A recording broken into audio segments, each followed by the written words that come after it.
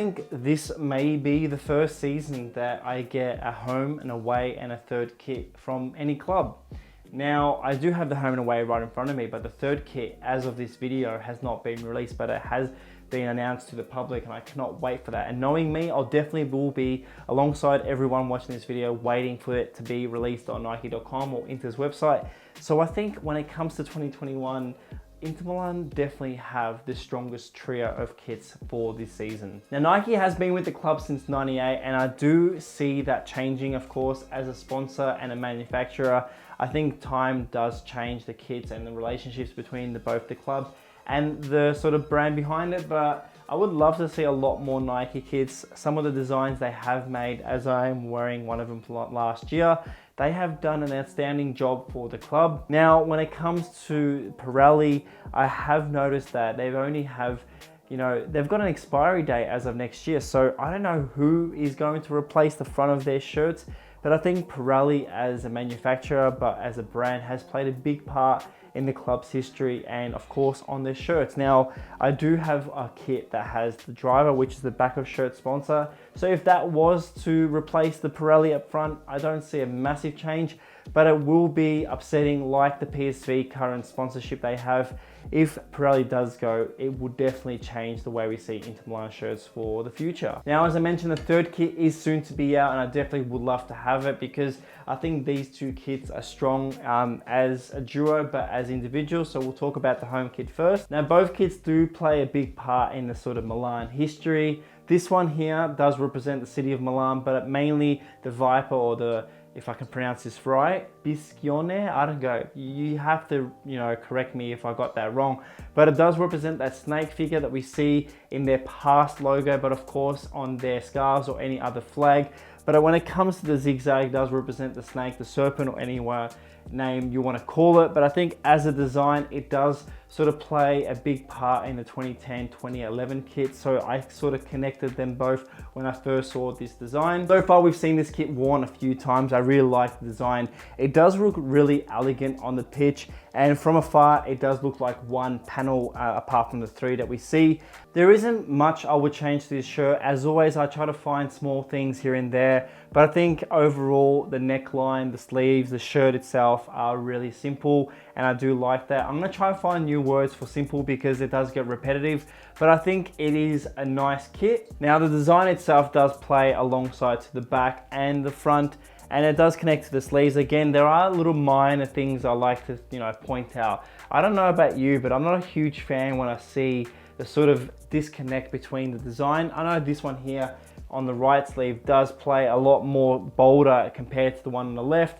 But look, from afar and from close, it is a really nice kit, and there isn't much, that's bad about it. Now, this is the fan edition. I don't have the Vapor edition. I would have loved to have gotten that, but when it comes to a price, they do play a big part when you make a decision. I think it's $170 for a Vapor edition in Australian, that is, and I think it's around 110 for Australian purchases. Again, this kit does not have the zigzag elastic on the side. It has the really simple one. And this one, unlike the PSG, does not have any written or font on the side of it. So it is a bit of a letdown in that sense. Now, of course, the away kit. When this was released, a lot of people weren't happy about it. I think a lot of Inter fans wanted a white kit for their away kit, and it's finally back in that way. But I think the design itself really upset some people. It was referenced to some fans as a tablecloth. Now, I don't see that initially, but I do see the club trying to do something different, like what Barca did with their sort of boxed shirt. I really like it. Again, it plays a big part in the modernism, sort of 80s inspired, artwork. But again, there's many ways a kit and the city can represent. I don't think it does represent the city as they say, because again, if you put a square or some sort of grid system on a shirt, again, you can find many cities across the world to connect to that, Melbourne being one of them.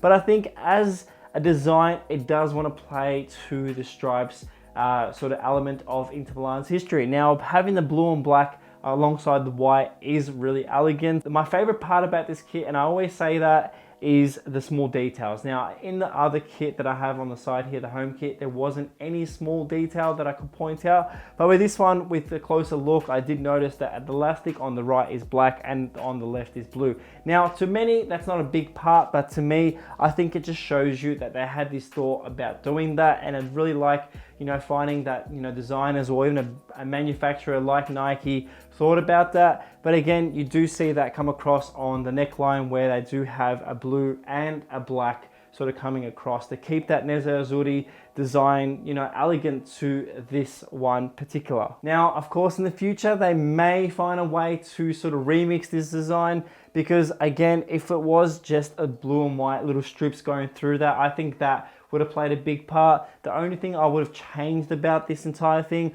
would probably go back to the oval or normal neckline, because I think the sort of triangular version of this V-neck half sort of hybrid version isn't my sort of favorite, because it does take away from the sort of busy design that they have. Again, I really like how they've gone for the blue Pirelli instead of the black. But again, there isn't much I would change about it. But there are a few things, again, that really annoys me, is that when you see the little design elements that don't connect, like that one's really fine there. But when you look at this sleeve here, the sort of lines don't match up in this sense, and it really upsets me, because it's the small things that really, you know, I get fixated on. Now, like last year, I didn't buy the away kit, and I kind of regret that now. It hasn't sold out. So I don't see both these kits selling out, but I do see them being high in demand. So there will be some sort of size differences unavailable across the world. So if you are Inter Milan fan, you want to buy all three, or the Holy Trinity, again, if you want to call them that, I think these kits are by far the best ones in the past few years for Inter Milan. Now, of course, a lot of people will be saying, oh, but Alex, you like every kit. Now, I don't like every kit, because I don't review every kit. If I did, I definitely would have said some bad things about them. And I know a lot of people would give me a dislike button. So again, if you want to give me a dislike button, don't be scared. But when it comes to kits, I only buy the ones I like. And the best thing about Nike's current kits, and again, I know a lot of other brands do say this in their kits, but when it comes to recycling or using recycled material, Nike's playing a big part in that. Of course, being a kit collector, I want to make sure that I don't overbuy new kits, because you're just adding more waste to the future if you don't like it. So making a big decision for me is buying a kit that I like, and I think these two, alongside the third one that's soon to be out, you know, I'm going to keep them forever. I think this one will be a classic in a sense that it's a simple, elegant design.